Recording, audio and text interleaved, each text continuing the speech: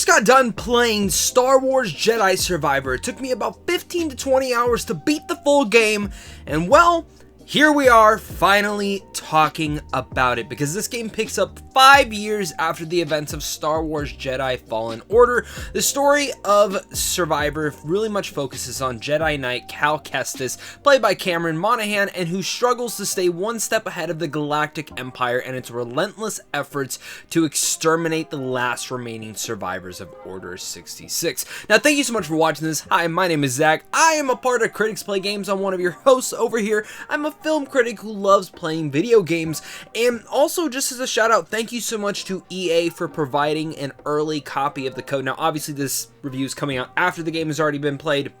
Many of you guys have probably been a part of it and having fun with the game, or having a lot of technical issues, because we're going to talk about that, but I am appreciative of them, and that doesn't sway my opinion here or there, because I was going to buy the game. Either way, it does not matter, because when it came down to Jedi Fallen Order, I was really surprised by that game. I'm not gonna lie. I didn't buy it first day because it looked good, but I was so burned by EA's Star Wars games that I just didn't get excited. It just had in the back of my head that this was going to be a disappointment, even though it was developed by Respawn, who I absolutely love a lot of Respawn's games. Once I had finally gotten into Jedi Fallen Order, which I think I bought like a couple weeks afterwards, my awesome fiance was like, hey, let me buy this for you. She bought it for me, and I played it in 2 days. I was obsessed with that game, and the only issue I had with that game was no fast travel. It again bogged down some of the pacing within some of the levels, but other than that, I love that game top to bottom. Now it brings me to Jedi Survivor, which from the thumbnail of this review and the title, you can see that I found this game to be almost perfect. Almost perfect in quite a few lights. Whether we're talking about the technical bugs or some of the other minor issues that I had with the game, I found that this was such a grand Star Wars adventure that I was honestly taken back by my experience on here, and specifically with what they do with Cal's character. Now, at the time of filming this video, I am already going through my New Game Plus mode. I wanted to touch a little bit into that before I actually reviewed this, and to really see how the beginning of the game really much hinders and jumps into the back half of the game, specifically in its thematics and its storytelling with Cal Kestis. And we have a lot to talk about today, but if you are new here, make sure to hit that like and subscribe button, because Critics Play Games is trying to hit up to 3,000 subscribers by the end of this year, and I think we can do it. So make sure to join in on the fun over here. If you love talking video games on a weekly basis, we always post a fun video essay about gaming every single week, and sometimes even some shorts regarding our feelings on games. And with that said, leave your thoughts as well on this game. Are you disappointed in it? Did you like Jedi Fallen Order more? Or maybe you think this is the best Star Wars game ever made? Let us know down below. With every gaming review, I like talking about like the best aspects of a game first before we dive into any of the issues. So let's dive into my pros, and flat out, again, the thematics of this game I thought are the strongest aspects of it all. Now, what I'm talking about that is, I'm not going to get into spoilers, but through any Jedi Knight's story, I feel many of them go through the power of the dark side lingering into them. And for the most part, that is actually one of the aspects that I love the most about this, is how this is that darker chapter for Cal, and the dark side is trying to impose on him.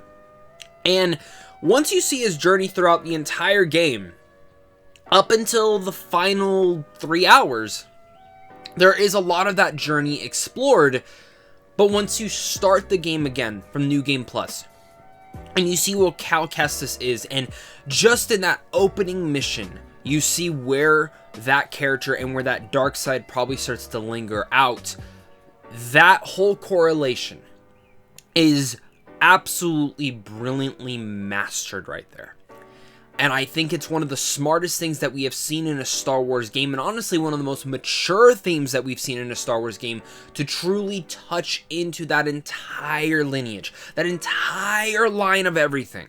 It was beautiful, and I loved it. And those thematics play out through every single one of the other characters throughout here, and specifically a lot of the ways that it shifts and changes Cal Kestis's entire livelihood, and specifically about being a Jedi Knight and leaving, in a way, the order behind, leaving your past behind, and moving forward with the next installment of your life. This is something that I love to see, and I feel like in a lot of Star Wars stuff, whether it's live action, animation, gaming, we have not actually seen stuff like this, where we see a character who really much believes in a certain order for so long, but is now realizing that we can be a little bit different than that. We don't have to just follow that order. We can do our own thing here. I can do my own thing here. And that this mission I had, there's more importance to it than all of that. And my journey here is more than just being a rebellion. It's more than just being a hero.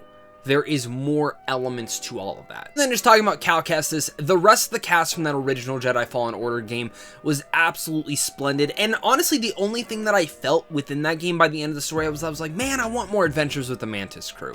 And specifically, like when Marin joined so late in the game, I was like, I want to know more about her, and you get to know more about her. And that's actually the one thing I would say is that every single one of the Mantis crew in here, I think you feel more development for them, and even new characters as well. And I think the team itself at Respawn did an amazing job really developing that.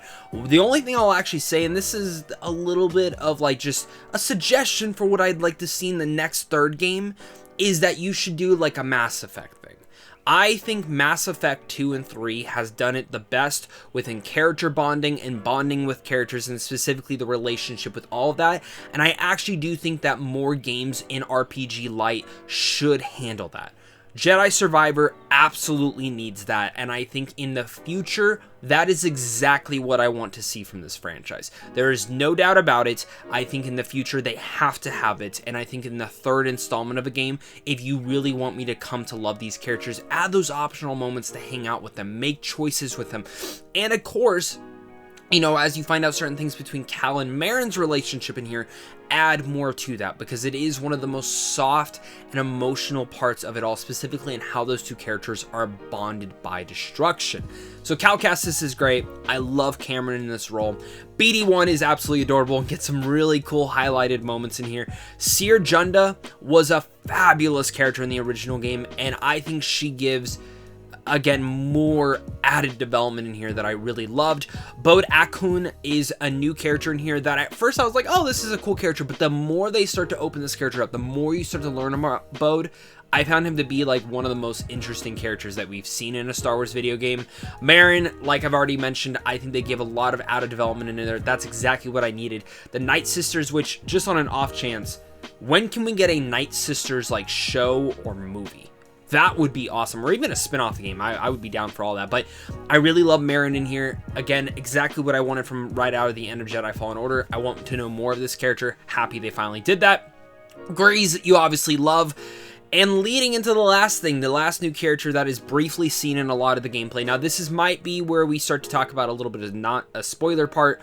I don't think these are remaining as spoilers because they're so early on in the game, but for the most part, it is actually the main villains of the game.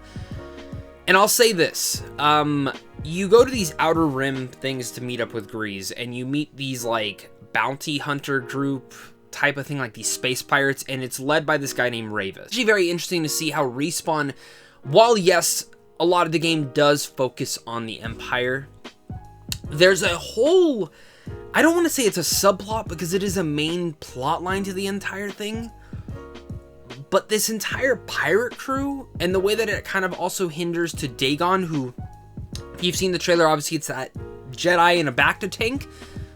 There's a lot of interesting aspects on how that all ties into the High Republic. And the High Republic has not been something that we've really seen touched on in gaming at all, but also specifically in like movies and television yet within the Star Wars world. Now, I know we're getting the Acolyte show, which that's going to be great, and that's taking place at the very end of the High Republic era. But all we've gotten really from this is books and comics, so it was very interesting to see that this is something that they got. I'm wondering if that was Lucasfilm telling them like, hey, you can touch into this era because it's not really that explored. Feel free to do whatever you want. Because the way that they kind of bring that whole era in with Dagon being someone from there, it was interesting to say the least. And I felt, right as they introduced it, I was like, okay, so we're going away from the Empire and going to focus more on Dagon and Ravis and how this all correlates into everything. That is very interesting that you're trying to do that. And it did work. At first, I was like, this is interesting. I would rather just be focusing on the Empire because that's what Jedi Fallen Order set up. But once you see the whole thematics of Dagon's story and everything with that nature and how this all ties in, it completely works. And specifically the parallels of Dagon's story to Cal Kestis' story. It's actually kind of brilliant that Respawn went ahead and did this. Some people might be like, oh, it feels like a segue type of thing. Because being completely honest, again, this is where I kind of get into a little bit of spoiler talk. They are not like the main aspect of the game. There is like, once you finally like get through that whole storyline, there's a whole twist, turn, and holy shit moment by the last like 5 hours. The whole game shifts into hyperdrive, no pun intended. And from there, the game just captures again that magic from the original. And for Cal's story, it is really kind of brilliant. I actually love seeing again the parallels through the Jedi Order and how certain Jedis have lost their way, how certain Jedis have not lost their way, and how they try to find their own path. And Dagon became a very interesting character. Would have liked a little bit more, but maybe in the future we'll get something more of that nature. They do a lot of development through him, but again, without getting into any more spoilers, that was a very interesting parallel to it all.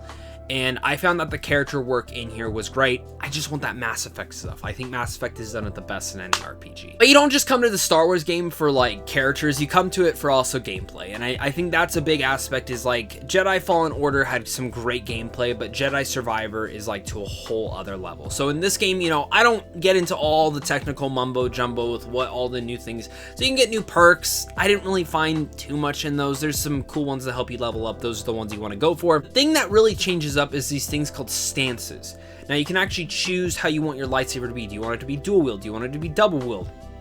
Do you want to carry a blaster and a lightsaber at the same time? Do you just want to go classic one lightsaber?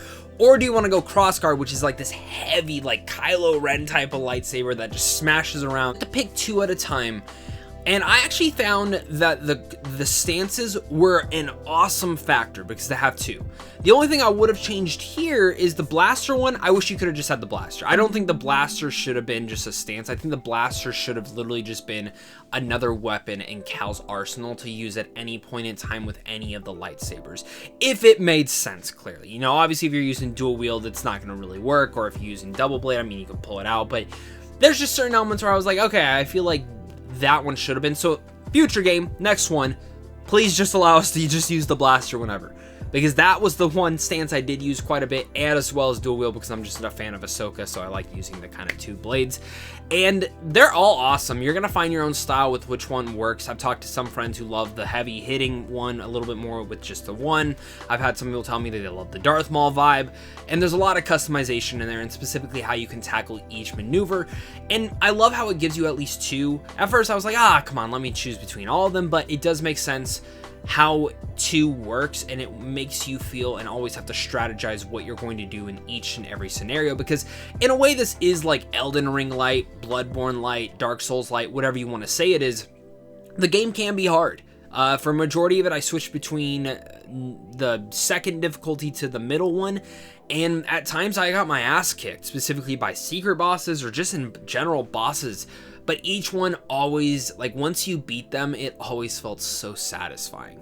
Specifically like those major boss encounters throughout the story. I've always found that the gameplay for Jedi Survivor was always 10 times better than Fallen Order. The way that it's so much more smooth, the more options you get, the force abilities, which there could have been a little bit more, but you know, force is basically push, pull, slam, dunk, all that sorts of things. You can do a lot of stuff in here, and the way that you continue to upgrade it all is fantastic. And when you start New Game Plus, I wish you kept all of your abilities. It's a little bit weird where they start you off at, but I get like for traversing and stuff, they don't want to give you everything off the bat. I just kind of wish they did. That's just a personal bias thing. I do love where your character ends up, and I think one of the best things about Jedi Survivor is the way that it builds up your character. And as you continue to go through it, you ended the last game kind of as like not a Padawan anymore, but finally coming in, of course, as a Jedi Knight as you've been knighted in. And this is kind of you showing how far Cal has progressed in his cockiness, but also in his relativeness to the Jedi Order. And again, using those abilities to his own strength, and it was awesome. Now, all of that said, the story's fantastic, the characters are great, I love the combat in here.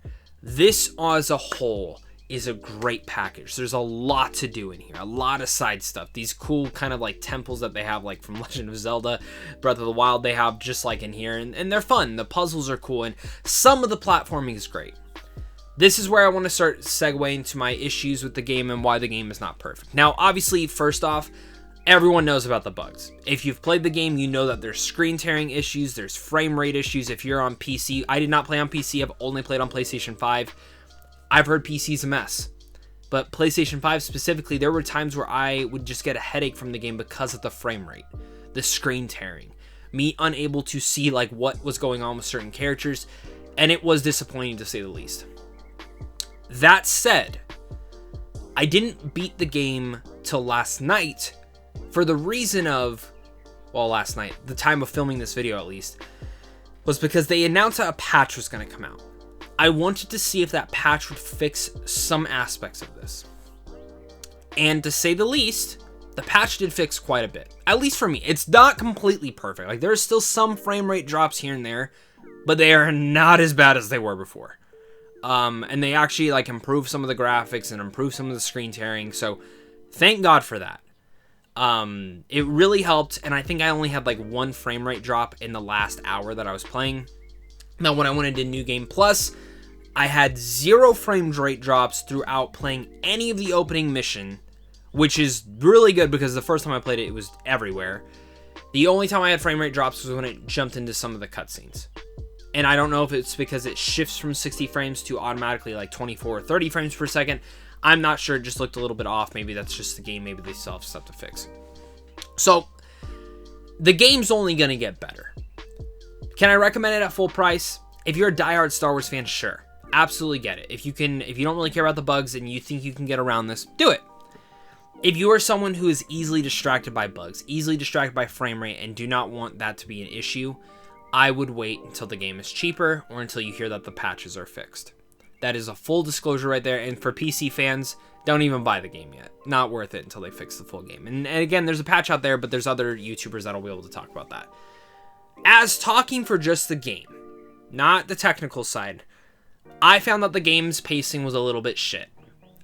There is a little bit too much platforming in here. Yeah, there's fast travel now, but there is too much platforming and too much puzzling. Now, this is just my personal preference. I'm not a huge fan of those things, but I know other people love those elements.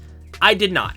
I liked them at times, but then it would go on way too long, and in certain level structures, I'm like, it feels like you're just padding out the runtime of what I'm trying to do. And I'd get to the point where I'm literally forgetting what part of the story I'm in. No development to any of the characters or even Cal itself, and it's just, you're just platforming and doing puzzling all at the same time. And while at times it can be fun at the start, it gets a little bit old as you get into the last few hours. And I was just sitting there like, okay, let's hurry this up.